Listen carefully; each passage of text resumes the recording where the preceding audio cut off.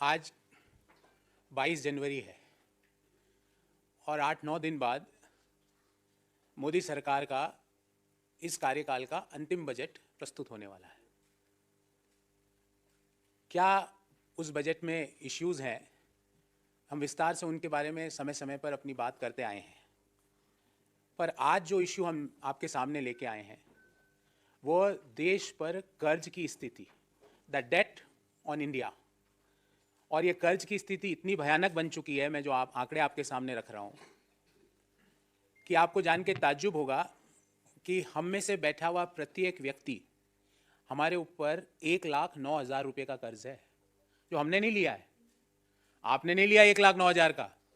हमारे बिहाफ पर भारत सरकार ने हमारे ऊपर 1,09,000 रुपये का कर्ज चढ़ाया हुआ है प्रति हिंदुस्तानी पर। पहले कितना था, कितना 9 साल में बढ़ा है, सारे का आंकड़ा लेके आया हूँ।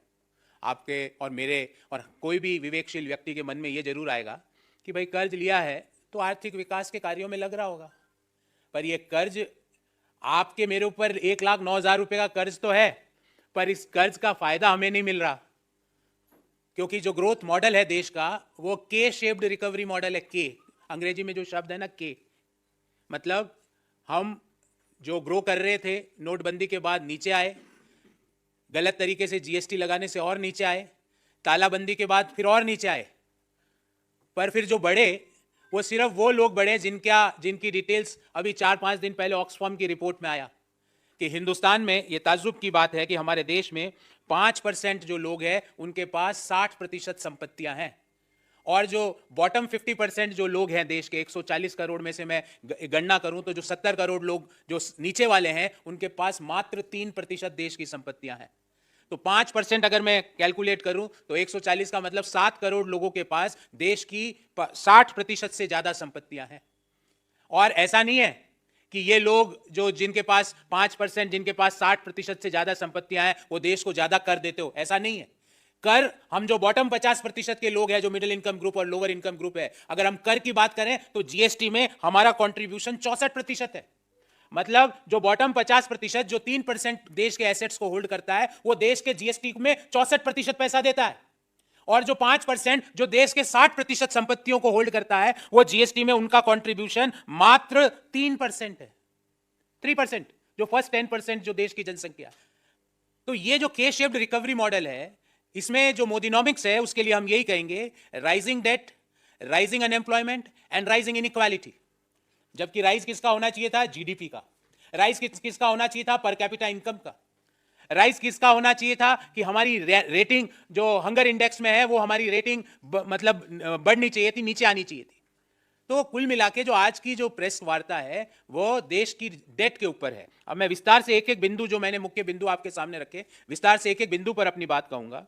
जब मोदी सरकार ने सत्ता संभाली तो देश के ऊपर टोटल कर्ज था 55 लाख करोड़ रुपया, 55 लाख करोड़ रुपीस, और 2023 मार्च 31 को अनुमानित है, भारत सरकार का आंकड़ा दे रहा हूं, अनुमानित है 155 लाख करोड़ रुपया। मतलब 55 लाख करोड़ रुपया हुआ सन 1947 से लेकर मार्च 31 2014 तक, और मार्च 31 2014 से लेकर मार्च 31 2023 में हो गया 55 का 155 लाख करोड़। आजादी से लेकर 2014 तक प्रति देशवासी पर कर्ज था 43,000 रुपया, जो मार्च 2023 में भारत सरकार के आंकड़ों के अनुसार रहने का अनुमान है 1,09,373 रुपया। और मैंने पिछले 9 साल का पूरा आंकड़ा बनाया, टेबल आपके सामने रखूंगा। इस टेबल में प्रति वर्ष भारत सरकार ने कितना कर्ज लिया और पर कैपिटा कर्ज देशवासियों पर कैसे चढ़ा। जो मार्च 2014 में 55 लाख करोड़ का कर्ज था वो 155 लाख करोड़ का कैसे हो गया? मोदी जी, मोदी जी, ऐसा क्या हुआ कि पिछले 9 सालों में जो कर्ज है वो 2.5 गुना से भी ज्यादा बढ़ा है। 43,124 से रुपये से बढ़कर 1,09,373 रुपया। पिछले 9 सालों में प्रति हिंदुस्तानी पर कर्ज बढ़ा है 66,249 रुपये। 66,249 is the increase per capita debt on every Indian in our country. ऐसा क्या हुआ कि 55 लाख 155 लाख करोड़ रुपया हो गया? जो टोटल कर्ज 31 मार्च 2014 को 55 लाख करोड़ था वो 155 लाख करोड़ कैसे हो गया? और ये पैसा किसके उपयोग में आया उसका ब्यौरा दे देता हूं। मैंने कई बार राइजिंग अनएम्प्लॉयमेंट की बात करी, मैंने कई बार इस पटल से राइजिंग पॉवर्टी की बात करी कि आज हिंदुस्तान में दुनिया में सबसे ज्यादा गरीब हमारे देश में निवास करते हैं। पर आज आपको राइजिंग इनइक्वालिटी की बात बताता हूं कि ये कर्ज हम ले रहे हैं, हमारे प्रत्येक देशवासी के ऊपर चढ़ रहा है। 1,09,373 रुपया हम में से प्रत्येक हिंदुस्तानी पर चढ़ गया, पर उस कर्ज का फायदा हमें नहीं मिल रहा। फायदा मिल रहा है चंद लोगों को जिनकी वेल्थ बढ़ रही है, बाकी सब लोगों की वेल्थ कम होती जा रही है। और ये मैं नहीं कह रहा, जो मैंने आपको 55 लाख करोड़ से 155 लाख करोड़ बताया, ये भारत सरकार का आंकड़ा है, जो मैं अब आपको ऑक्सफैम की रिपोर्ट के अनुसार पढ़ के सुनाता हूं कि देश के 5% अमीर लोगों के पास देश की 60% से ज्यादा संपत्ति है, और नीचे के 50% लोगों के पास देश की मात्र 3% संपत्ति है, 3% वेल्थ है। पर ये नीचे के 50% जिनके पास 3% वेल्थ है, वो जीएसटी देते हैं, देश की 64% वहीं से आ रही है। और जो ऊपर के 10% अमीर लोग हैं, जिनके पास देश में की 70-80% की वेल्थ है, वो जीएसटी देते हैं मात्र 3%। मतलब अगर 100 रुपए जीएसटी इकट्ठी होती है, तो जो नीचे के 50% लोग हैं, उनकी तरफ से 64 रुपए इकट्ठी होती है। और जो वेल्थी लोग हैं, जिनके पास देश की 60% से ज्यादा संपत्ति है, वो सिर्फ 3% जीडीपी देते हैं। तो कर्ज ले रहे हैं हम सब लोग, आप लोग, मैं, हम जैसे करोड़ों लोग। बेरोजगारी की बात ही नहीं कर रहा, उसका विश्व रिकॉर्ड तो रोज बढ़ता जा रहा है। कर्ज हमारे ऊपर चढ़ रहा है, और फायदा उस कर्ज का किनको हो रहा है? उन खरबपतियों को, जिनकी संख्या दिन ब दिन प्रत्येक वर्ष बढ़ती जा रही है। रिपोर्ट आती है कि इस वर्ष भारत में इतने खरबपति हो गए, पर रिपोर्ट कभी भी यह नहीं आती कि हिंदुस्तान में दुनिया में सबसे ज्यादा गरीब आज हिंदुस्तान में है। रिपोर्ट कभी यह नहीं आ रही कि कोरोना के दौरान जितने लोग दुनिया में गरीबी में गए, उनमें से 79% लोग हिंदुस्तान के थे। तो ये के शेप्ड जो मॉडल है, जिसने high debt, high unemployment, high inflation and high inequality, जबकि हाई क्या होना चाहिए था? High per capita income, high GDP, high rankings on the global platforms, वो हाई होना चाहिए था। वहां पे हम रोज नीचे गिर रहे हैं, और हमने बढ़ा किसको रहे हैं? प्रति व्यक्ति कर्ज को, जो पिछले 9 साल में 2.5 गुना से ज्यादा बढ़ गया। और अगर हम कुल कर्ज की बात देखें, तो कुल कर्ज देश के ऊपर 2.25 गुना ज्यादा बढ़ गया। अब आप कहेंगे साहब कर्ज तो कोई भी देश पर बढ़ सकता है, इसमें क्या है? उसका भी अध्ययन करके आपके सामने लाया हूं कि अगर हम हमारा कंपैरिजन हम जैसे इमर्जिंग इकोनॉमीज से करें, हमारा जीडीपी के अनुपात में हमारा कर्ज है 83%, 83% debt as a percentage of GDP. और दुनिया की इमर्जिंग इकोनॉमीज, क्योंकि भारत एक इमर्जिंग इकोनॉमी है, जो आईएमएफ का आंकड़ा है, उनका प्रतिशत एवरेज आता है 64.5%।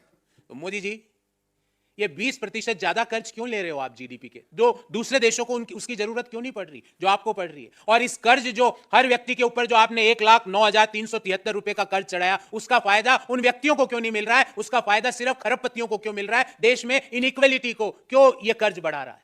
तो इस बाबत हमारे 3 सवाल है कि देश में जो प्रति व्यक्ति कर्ज 43,124 रुपये था 2014 में, वो 2023 में 1,09,373 रुपये, मतलब 9 साल में 2.53 टाइम्स क्यों बढ़ा? पहला सवाल। दूसरा कि आजादी से लेकर 2014 तक 55 लाख करोड़ कुल कर्ज, और 2014 से 2023 तक 155 लाख करोड़ कुल कर्ज, मतलब 2.25 गुना से ज्यादा की बढ़ोतरी क्यों हुई मोदी जी? नंबर 3 कि ये इस कर्ज का फायदा देशवासियों को क्यों नहीं मिल रहा है? क्यों हमारी देश का जो विकास का मॉडल है वो के शेप्ड है, वो वी शेप्ड? दुनिया के सारे देश कोरोना में नीचे आए, पर सभी पूरी पॉपुलेशन ऊपर उठी, पर हमारे यहां हम नीचे तो सब आ गए, पर ऊपर सिर्फ खरबपति उठ रहे हैं, हम लोग नहीं उठ पा रहे हैं। तो मोदी जी, ये के शेप्ड रिकवरी इकोनॉमिक मॉडल को कैसे बंद किया जाएगा? क्योंकि 50% पॉपुलेशन जो कि मात्र 3% वेल्थ को ओन करती है, पर जीएसटी देश का 64% वो देती है, ऐसा क्यों? तो यही हमारे 3 मुख्य प्रश्न थे। मैं आपके सवाल लूं उससे पहले बहुत संक्षिप्त में अंग्रेजी में अपनी बात कहूंगा। Modi government is burying our future generation in debt. Debt per capita or debt per Indian increased from rupees 43,124 as on March 31st, 2014 to rupees 1,09,373 as on March 31st, 2023. In last 9 years, we had a growth of 2.53 times on debt per capita. Modynomics means K-shaped recovery. K-shaped recovery means all of us went down, but only billionaires are going up. Why the entire country is not going up? So K-shaped recovery is the mool mantra of Modynomics, which means rising debt, rising unemployment, and rising inequality. The total outstanding debt of Government of India as on March 31st, 2014 was 55.87 lakh crore. In last 9 years, that had been increased from 55 to 155 lakh crore rupees. Means a jump of more than 2.75 times. And per capita debt jump was more than 2.53 times. So as per IMF, our debt to GDP was 83% in 2022, but Emerging market and all developed economies average was 64.5%. Why, Modi ji, we have to survive only on debt?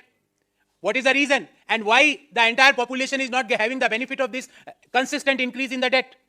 As per Oxfam report, the wealthiest 5% in our country own more than 60% of the country's wealth, while the bottom half together share just 3% of the wealth. On the other side, 64% of the GST came from the bottom 50% population, and only 3% of the total GST collection comes from the top 10% of the people of our country. Why we are having such an income inequality? Why this rise in debt, which is on each one of us, but the benefit of this is taken away by only few people? In this regard, we had 3 specific questions.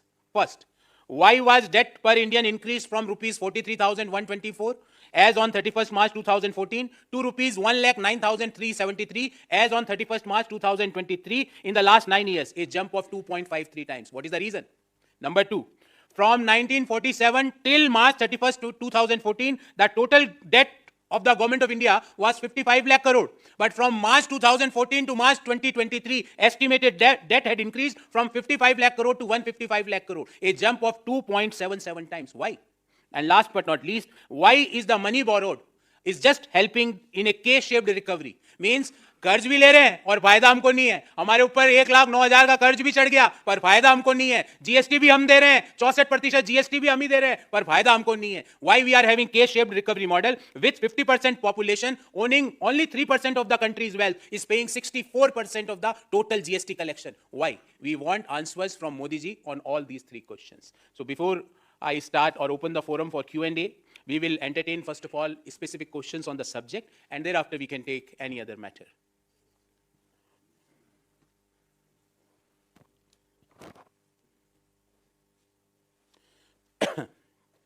Okay, no, nothing on this. If you have any other matter, we can enter. Yeah. The central decision to block access to the BBC documentary on Gujarat Files. What is the take of Congress party on it?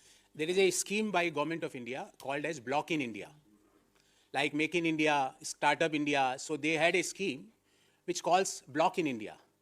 So government doesn't want to see a difficult questions for them. This BBC, if this BBC headquarters were in Delhi, by now the ED might be there on their doorsteps. अगर BBC का जहाँ ये documentary बनी उसका मुख्यालय हिंदुस्तान में कहीं होता तो ED, मान लो ED बिजी है तो CBI बिजी है तो इनकम टैक्स बिजी है तो SFIO बिजी है तो DRI बिजी है तो लोकल पुलिस भी मान लो बिजी है तो ट्रोल आर्मी.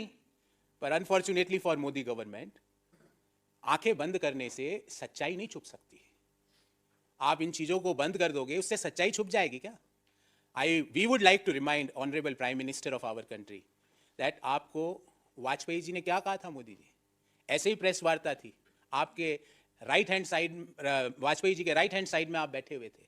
उन्होंने कहा राजधर्म निभाओ राजधर्म. कौन से राजधर्म के लिए बोला? वही राजधर्म वो BBC की डॉक्यूमेंट्री दिखा रही है जो आपने नहीं निभाया था, जो आपको भारत के प्रधानमंत्री उस समय के उन्होंने चेताया था, जिनको आप रोज भुलाने का, उनकी नीतियों को, उनके व्यक्तित्व को छोटा करने का प्रयास करते हो. उन्होंने आपको कहा था, वो आप ही के पार्टी के थे, कि राजधर्म निभाओ. और ब्लॉक इन इंडिया से आपको क्या लगता है सच्चाई छुप जाएगी? सच्चाई नहीं छुपेगी. ये इस तरह के हथकंडे, इस तरह का एक्शन, ये लोगों में विश्वास दिलाता है कि वो जो दिखा रहे हैं वो सही है. वरना आपको ये करने की कहां जरूरत पड़ी थी? थोड़े दिन बाद हो सकता है कि और भी इस तरह का, और हमने पूर्व में भी देखा कि इस तरह के काम मोदी सरकार ने किए हैं. वो वर्ल्ड हंगर इंडेक्स में हमारी रैंकिंग खराब आई, हम नहीं मानते. प्रेस फ्रीडम इंडेक्स में हमारी रैंकिंग खराब आई, हम नहीं मानते. दुनिया में सबसे ज्यादा गरीब हमारे देश में है, UNDP और ऑक्सफोर्ड यूनिवर्सिटी की रिपोर्ट के अनुसार, हम नहीं मानते. कोई भी आप सवाल पूछ लो, हम नहीं मानते. आपके मानने से सवाल खत्म नहीं होगा, सवाल तो एज इट इज वहीं पर है. तो इस स्कीम्स को, इस चीज को आपने ब्लॉक करके प्रूव कर दिया कि जो वो बोल रहे हैं वो सही है, उसमें सत्यता है. ये आपका एक्शन इसको दिखा रहा है. आपके मन में घबराहट है. अगर आपके मन में सच्चाई होती तो आप इस तरह का रिएक्शन नहीं करते. जी. मेरठ का अभी का वाकया है कि वहाँ कुछ कोरियन लड़कियां मेरठ यूनिवर्सिटी गई थी कॉलेज में घूमने फिरने, वहाँ देखने के लिए कॉलेज को, और वहाँ पर ट्रोलर्स और तमाम जो हिंदूवादी तथाकथित संगठन है उन्होंने उनको बदतमीजी करी और ये कहा कि मिशनरी की तरफ से प्रचार करने आई थी और उनके साथ बहुत बदतमीजी. अब पुलिस ने सफाई दी है कि वो ऐसा कुछ था नहीं, वो मिशनरी के लिए प्रचार करने नहीं आई. देखिए, मुझे याद है कि कुछ समय पूर्व एक बंबई में भी एक साउथ कोरिया के ब्लॉगर के साथ अप्रिय और मैं कहूँगा एक दुष्कर्म की कोशिश की गई थी, और वो जब वीडियो बना रही थी तो वहाँ पर उसके साथ बदतमीजी की कोशिश की गई थी. ऐसा क्यों हो रहा है? ये देश में इस तरह का प्रचलन क्यों बढ़ता जा रहा है?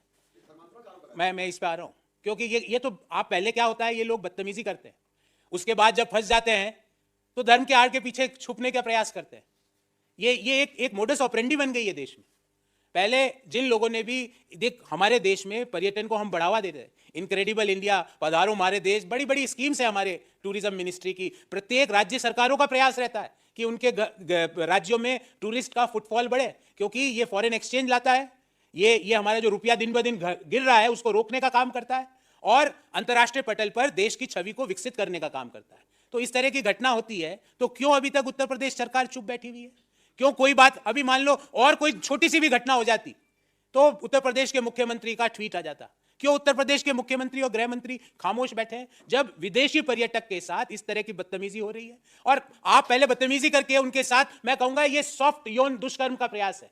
इस तरह की बदतमीजी को भी आप दुष्कर्म के दायरे से बाहर नहीं निकाल सकते। ये फर्स्ट स्टेप है दुष्कर्म का, और सरकारें चुप बैठी हुई है। और सवाल पूछते ही उसमें धर्म का एंगल, सवाल पूछते ही इसमें कन्वर्जन का एंगल। अरे आप वहां पे बैठे हो, क्या आपके पास प्रूफ है कि भाई ये लोग इन चीजों में लिप्त हैं? उन चीजों की जानकारी दीजिए, और अगर नहीं है आपके पास इस तरह की जानकारी तो तुरंत दोषियों के खिलाफ कड़ी से कड़ी कार्रवाई कीजिए, क्योंकि इससे देश का नाम भी खराब होता है। इस तरह के वीडियोज, इस तरह के वाकये अंतर्राष्ट्रीय मीडिया में, अंतर्राष्ट्रीय जो सोशल मीडिया के प्लेटफॉर्म से वहां पर चलते हैं, विदेशी पर्यटक भारत में आने से घबराते हैं, और जो देश के लिए ना तो इकोनॉमी वाइज सही है, ना देश की ख्याति के लिए अच्छी बात है। मध्य प्रदेश के जो मुख्यमंत्री शिवराज सिंह चौहान का एक बयान आया, उन्होंने कहा कि अंग्रेज तो चले गए मगर कांग्रेस ने अंग्रेजी हमारे सर पर डाल दी है। ये एक तरीके का षड्यंत्र था ताकि बड़े लोगों के जो बच्चे हैं वो आगे बढ़े, गरीब के बच्चे आगे ना बढ़े। शिवराज सिंह चौहान साहब, मेरी आपको चुनौती कि आपके बच्चे हिंदी माध्यम की स्कूल से पढ़े हैं? मुझे पता है वो कहाँ से पढ़े। एक बच्चा तो सिम्बायोसिस से पढ़ रहा है, क्या हिंदी माध्यम में परीक्षा दी उस बच्चे ने? मैं आपसे पूछ रहा हूँ, हमारे बच्चे जाए हिंदी माध्यम में, और शिवराज सिंह चौहान के बच्चे अमेरिका, लंदन की यूनिवर्सिटियों में पढ़े, बड़े बड़े विश्वविद्यालयों में पढ़े, अंग्रेजी माध्यम की स्कूलों में पढ़े। सारा ज्ञान है हम लोगों के लिए, सारा ज्ञान है मध्यम आय वर्गीय परिवारों के लिए, निम्न आय वर्गीय। और क्यों करते हैं पता आपको ये बात? ताकि हम उनके बराबर नहीं बैठ सके, उनसे आंखों में आंखें डाल के सवाल नहीं पूछ सके। खुद के बच्चे पढ़ रहे हैं लंदन में, एक बच्चा पढ़ रहा है अमेरिका में, बड़े बड़े विश्वविद्यालयों में अंग्रेजी माध्यम से पढ़ते हैं, और यहां पे हमको अंग्रेजी का बखान कर रहे हैं। मैं उनको कहना चाहूंगा, जो भी लोग ये सवाल पूछते हैं, पहले अपनी मार्कशीट और अपने बच्चों की मार्कशीट रखें कि ये मेरी मार्कशीट हिंदी माध्यम की, मैं रख सकता हूं शिवराज जी, मेरे में है वो कलेजा, और ये मेरे बच्चों की मार्कशीट है हिंदी माध्यम में सरकारी स्कूलों की, और फिर हम आपसे चर्चा करेंगे। आप खुद गुरुजी बैंगन खाए, दूसरे को उपदेश। तो ये इस तरह की बातें देश के बच्चों को, देश के मिडिल इनकम ग्रुप के परिवारों के बच्चों को, लोअर इनकम ग्रुप परिवारों के बच्चों को आगे बढ़ने से रोकने की प्रक्रिया है। ये उनको आगे, क्योंकि जैसे ही वो अंग्रेजी माध्यम में पढ़ेंगे उनके पास पढ़ने का लिटरेचर ज्यादा होगा, जो ही वो पढ़ने का लिटरेचर ज्यादा होगा उनके पास अपॉर्चुनिटीज खुलेगी, तो उनको पता लगेगा कि सही मुद्दा देश में बेरोजगारी का है। सही मुद्दा ये नहीं है कि कपड़ों के कलर देख के व्यक्तित्व का मैं विश्लेषण कर लूं। सही मुद्दा शमशान और कब्रिस्तान का कंपैरिजन नहीं है, सही मुद्दा स्कूल और कॉलेजों का कंपैरिजन का है। सही मुद्दा देश के यूनिवर्सिटी और अमेरिका की यूनिवर्सिटी के कंपैरिजन का है, शमशान और कब्रिस्तान के कंपैरिजन का नहीं है। तो पता लगेगा। तो ये इनकी एक मोडस ऑपरेंडी है। हिंदी माध्यम, मैं हिंदी माध्यम से जीवन भर पढ़ा हूं, कोई गलत नहीं है, पर क्या हिंदी माध्यम के बच्चे हम अंग्रेजी नहीं पढ़े? क्यों नहीं पढ़े भाई? क्यों नहीं पढ़े? हम क्यों नहीं पढ़े? मैं ये पूछना चाहता हूं। हमारे लिए scale, scope of future growth बढ़ता है अंग्रेजी माध्यम से, अंग्रेजी की किताब पढ़ने से, तो क्यों नहीं पढ़े हम? मैंने जीवन की सारी परीक्षाएं हिंदी में लिखी, तो इसका मतलब ये थोड़ी कि मैं अंग्रेजी से नफरत करूं, जो भी अंग्रेजी बोले उसको कहूं इसको कुछ नहीं आता। क्यों नहीं है? मैं तो सीखना चाहिए मुझे। और आपको जान के ताज्जुब होगा कि जो हमारी सर्विस इंडस्ट्री बूम की, जो लिबरलाइजेशन, प्राइवेटाइजेशन, ग्लोबलाइजेशन के बाद देश की जो मिडिल क्लास बूम की, डॉक्टर मनमोहन सिंह जी की नीतियों के बाद जो देश में एक नया वर्ग बना जिसको हम मिडिल इनकम ग्रुप कहते हैं, वो क्यों बना? क्योंकि हमारे पास इंग्लिश अंडरस्टैंडिंग और इंग्लिश स्पीकिंग पॉपुलेशन थी, जिसने उस सर्विस इंडस्ट्री को अपना मैन पावर सप्लाई करी, और वो सर्विस इंडस्ट्री बूम करी, और जिसका नतीजा ये हुआ कि देश में सिलिकॉन वैली, देश में नए नए टेक्नोलॉजिकल डेवलपमेंट हुए, जिसका नतीजा ये हुआ कि दुनिया में कहीं भी सॉफ्टवेयर का नाम आता है तो लोग यही कहते हैं कि हिंदुस्तान का होगा व्यक्ति। दुनिया में कहीं पे आईटी सर्विस का नाम आता है, भले वो कैलिफोर्निया हो, इजराइल हो या दुबई हो, दुनिया में कहीं नाम आता है कि ये टेक्नोलॉजी है, तो बोला है बंदा हिंदुस्तान का होगा। और अब आप हमको वापस पुराने पाषाण युग में पहुंचाना चाहते हो, और खुद के बच्चों को अंग्रेजी बुलवाते हो। खुद के बच्चे अंग्रेजी में बात करते हैं, अंग्रेजी माध्यम में पढ़ते हैं, और गरीब का बच्चा, मिडिल क्लास का बच्चा अंग्रेजी में नहीं पढ़ना चाहिए, वो सरकारी स्कूल में जाए। राहुल गांधी ने इंटरव्यू दिया, उन्होंने कहा कि शादी के लिए तैयार इंटेलिजेंट लड़की अगर मिल जाए, और कांग्रेस के नेता ये भी कह रहे हैं मेरे पर बहुत दबाव है कि दाढ़ी बना लूं, तो दाढ़ी बना, उन्होंने कहा यात्रा के बाद बना लूंगा। तो कांग्रेस देखिए ये मुझे लगता है उनका बड़ा निजी मसला है। एक व्यक्ति का एक अपना जीवन भी होता है और मुझे लगता है कि मतलब बोरियत हो रही है। आप कभी तो उनसे पूछो कि राहुल जी ये सरकार रोजगार कैसे देगी। दाढ़ी पे ही बात हो रही है। मैं इस पे आ रहा हूँ। इस यात्रा का प्रयोजन को समझिए। इस यात्रा के 3 ऑब्जेक्टिव्स है, 3 पॉइंट एजेंडा, अगर जो मेरी सिंपल अंडरस्टैंडिंग है। नंबर 1, जो सोशल फैब्रिक को डेंट पहुंचा है उस डेंट को वापस बाहर निकालने के लिए। और डेंट किसने पहुंचाया? शीर्ष पे बैठे हुए व्यक्ति जब कपड़े देख के आदमी का व्यक्तित्व और चरित्र के बारे में भाषण देते हैं तो डेंट लगता है। जब कपड़ों का रंग देख के चरित्र का चित्रण होता है तो सामाजिक जो ताना बाना उस ढांचे पे डेंट लगता है। राहुल जी उस डेंट को रिपेयर करने के लिए आ गए। दूसरा, इस यात्रा का दूसरा प्रयोजन यह है कि हमारा जो डिस्कशन का एजेंडा है वो डिस्कशन का एजेंडा गलत चीजें बन जाती है। रंग, खान पान, ये इस तरह का मीट खाना है कि उस तरह का मीट खाना है, ये वेजिटेरियन खाना है कि नॉन वेजिटेरियन खाना है, कपड़ों शर्ट पीला पहन सकता हूं, व्हाइट पहन सकता हूं, ब्लू पहन सकता हूं, ब्लैक पहन सकता हूं, प्रोटोकॉल्स हैं, जबकि ये नहीं होना चाहिए। उनका दूसरा ऑब्जेक्टिव था कि डिस्कशन पॉइंट में आए कि रोजगार कि ऐसी स्थितियां क्यों बनी कि 45 साल की सबसे बुरी बेरोजगारी मोदी सरकार में आई और आज भी वो बेरोजगारी लगातार कांस्टेंट है। इसका क्या कारण है? इसका क्या कारण है कि हमारे युवा आज रोजगार के लिए मारे मारे भटक रहे हैं। This is point number 2। और एजेंडा नंबर 3, ये मुख्य पटल के डिस्कशन में आए कि 411 रुपए का सिलेंडर 1100 रुपए में कैसे पहुंचा। पिछले 9 सालों में सिलेंडर की कीमतें 2.25 गुना बढ़ी। क्या किसी मध्यम आय वर्गीय परिवार की, निम्न आय वर्गीय परिवार की जो मासिक आय है वो 2.25 गुना बढ़ी है? हाँ, मोदी जी के दोस्तों की बढ़ी है, वही ऑक्सफैम रिपोर्ट बता रही है। तो मुझे लगता है कि इन मुद्दों पर मैं और मेरी पार्टी, मुझे लगता है अगर चर्चा करेंगे तो देश के लिए, देश के युवाओं के लिए ज्यादा सार्थक होगा। जो राहुल जी ने अपने विवाह के बारे में कहा वो उनका निजी इश्यू है। मेरा या किसी और का उन चीजों पर टिप्पणी करना मुझे लगता है कि किसी व्यक्ति की प्राइवेसी में दखलंदाजी है जो हम जिसमें विश्वास नहीं करते।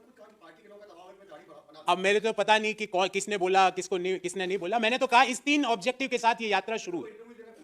मैंने आपको बोला ना, ये 3 एजेंडा है और ये तीनों एजेंडा, पहला एजेंडा में हमने भारी सफलता पाई, सेकंड और थर्ड एजेंडा में भी आज लोग डिस्कशन में आ चुके हैं। देश के बच्चे, युवा जिस तरह से यात्रा में जुड़ रहे हैं उससे लग रहा है, महिलाएं जिस तरह से यात्रा में जुड़ रही है उससे लग रहा है कि देश का, युवाओं का मुख्य एजेंडा रोजगार है, जो इस यात्रा का सेकंड ऑब्जेक्टिव था। और जब यात्रा में महिलाएं देश की जुड़ती है तो हमें इस बात पे और बल मिलता है कि जो हमारा थर्ड एजेंडा था कि राइजिंग इन्फ्लेशन, महंगाई, वो भी डिस्कशन में आ रहा है। तो हमें ये यात्रा बड़ी सार्थक लग रही है। इस यात्रा का जो ऑब्जेक्टिव के साथ, जिस पॉजिटिव माइंडसेट के साथ इस यात्रा की जो शुरुआत की थी, हमने उसमें बड़ी सफलता, और मैं कहूँगा 100% तो विश्लेषण करेंगे यात्रा संपूर्ण होने के बाद, पर बड़ी सफलता हमने पाई है।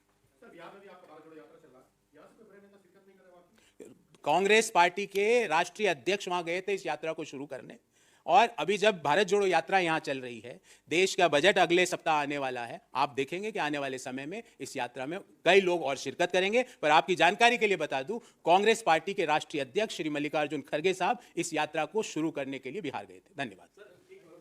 मीडिया में चर्चित मौलाना है, मौलाना साजिद रशीदी, उन्होंने एक बयान दिया है जिस पर विवाद हो गया है। उन्होंने कहा कि सोमनाथ मंदिर को तोड़ने की बात गजनवी को लेकर के लोग कहते हैं, लेकिन हकीकत यह है कि गजनवी को वहां हो रहे गलत कामों के बारे में लोगों ने बताया और उस गलत काम को रोकने के लिए गजनवी आया।